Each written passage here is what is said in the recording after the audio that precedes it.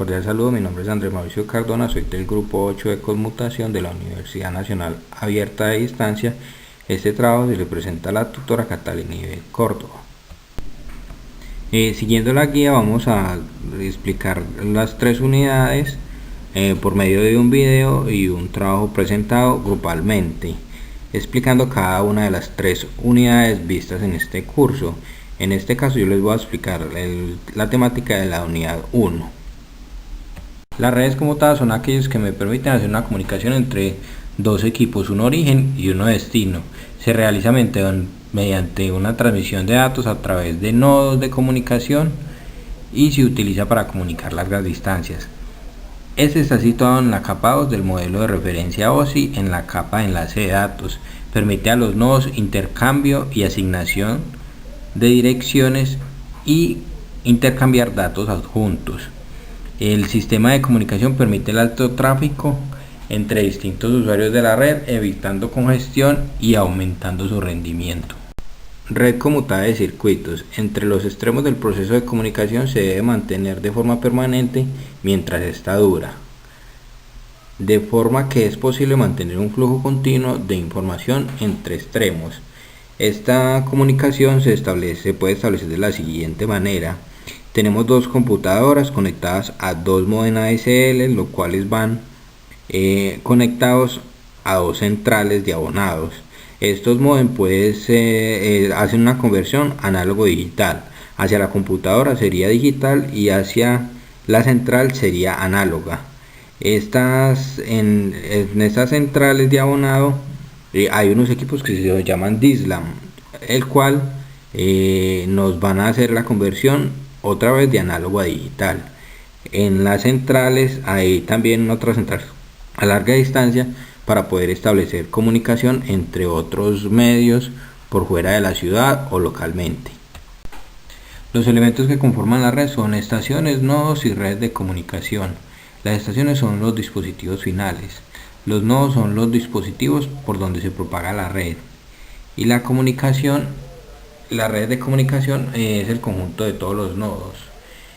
Para poder que esto se efectúe tenemos que establecer un circuito, transferir los datos y desconectar.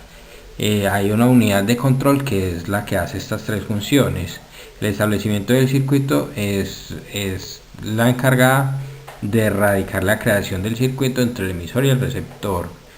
Una vez se haya establecido la conexión, se deben transferir los datos y por último debe haber una desconexión para restablecer el circuito, para poder que este quede libre para volver a retransmitir. La técnica utilizada para estos circuitos es: el origen hace una solicitud al nodo 1, el nodo 1 envía la solicitud al nodo N, que es donde está el destino. El destino le da un OK, eso lleva un tiempo predeterminado para cada proceso. Hay un retardo total y como podrán ver, si la información llegó, entonces el circuito da un fin de la comunicación donde nos da por recibida toda la información. Conmutación por división en el espacio. Las rutas que se establecen son físicamente independientes. Cada conexión requiere un establecimiento de un camino físico a través del conmutador.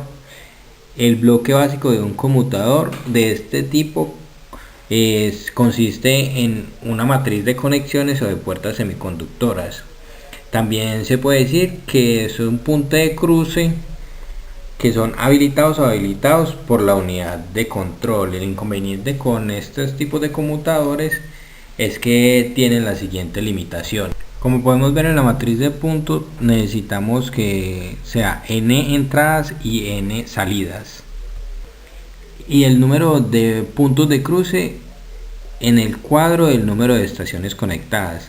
La pérdida de un punto de cruce que impide el establecimiento de la conexión entre los dispositivos cuyas líneas se interseccionan en ese punto, y los puntos de cruce se utilizan de manera ineficaz, ya que las estaciones, estando todas conectadas, solo usan una pequeña fracción del punto de cruce. Para superar estas limitaciones se emplean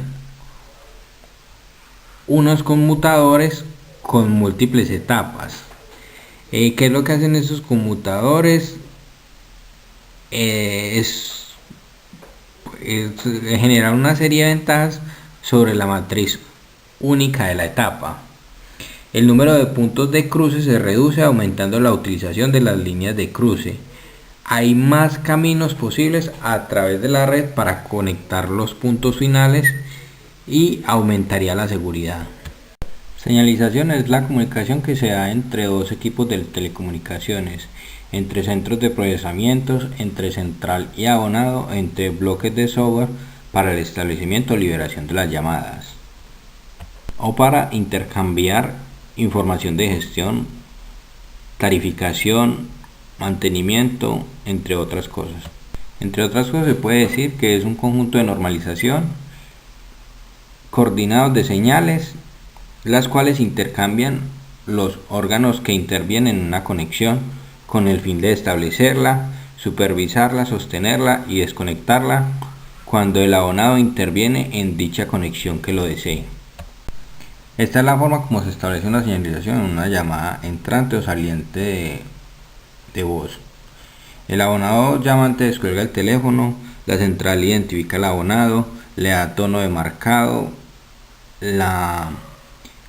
marcamos el número, la central nos lo envía a las centrales integradas y estas centrales integradas lo envía hacia la central donde estamos tratando de llamar. Esta central establece una comunicación entre el abonado que está recibiendo la llamada. Empieza a timbrar, el abonado que nos va a recibir la llamada descuelga el teléfono, nos devuelve un acuse de abonado llamante, se establece la conexión entre los dos abonados, el llamante y el saliente. Tenemos pues como tal la conversación entre los dos abonados, luego cualquiera de los dos puede colgar y libera la conexión. Anteriormente este proceso se hacía de una forma manual. En las centrales había personas encargadas de establecer el circuito manualmente. Como por decir algo, teníamos que tener un cable para poder interconectar las llamadas. Entonces la persona llamaba, en la central identificaba quién era el que estaba timbrando, luego con un cable, digámoslo así, lo soldaba a la persona donde necesitaba establecer la llamada, y con este cierre del circuito se establecía una llamada. Ahora no, ahora son centrales inteligentes las que hacen ese tipo de conexiones.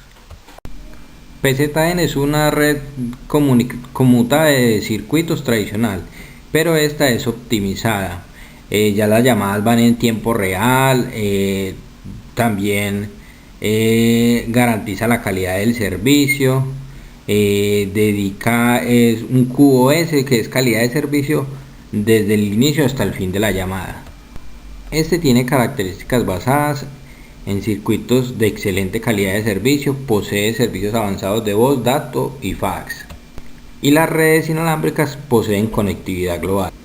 Los componentes son codificación de voz, PZN switch, una unidad de PBX, señalización y los teléfonos.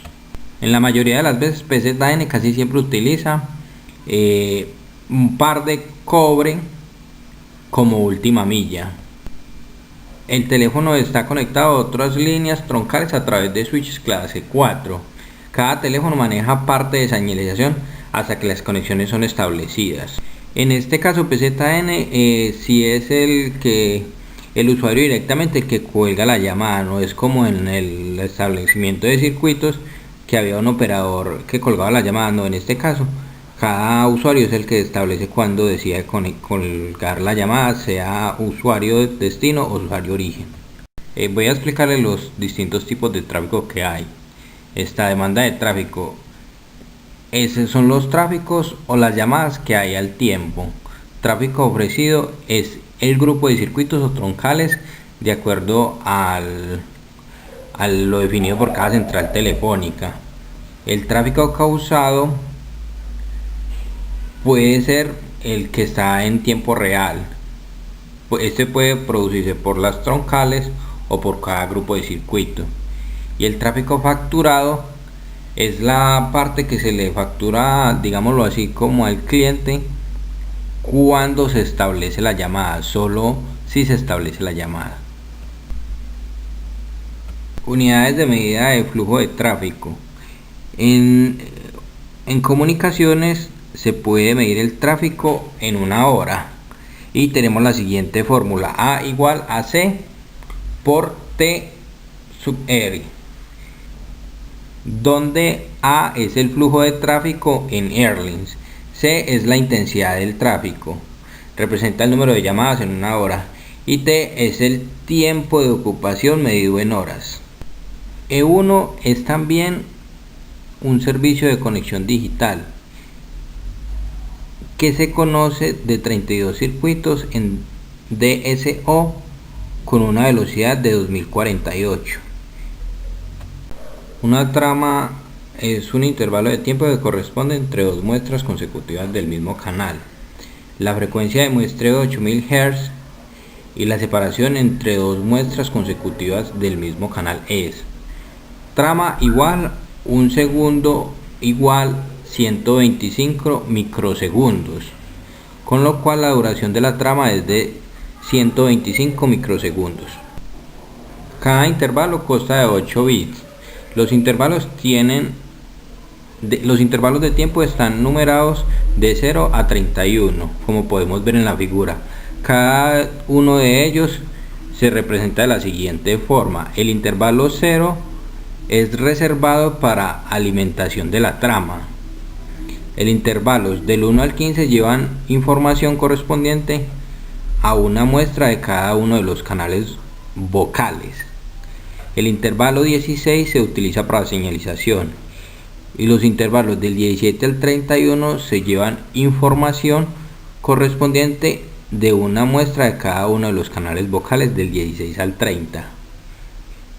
Una vez codificados los bits en pares de intervalos.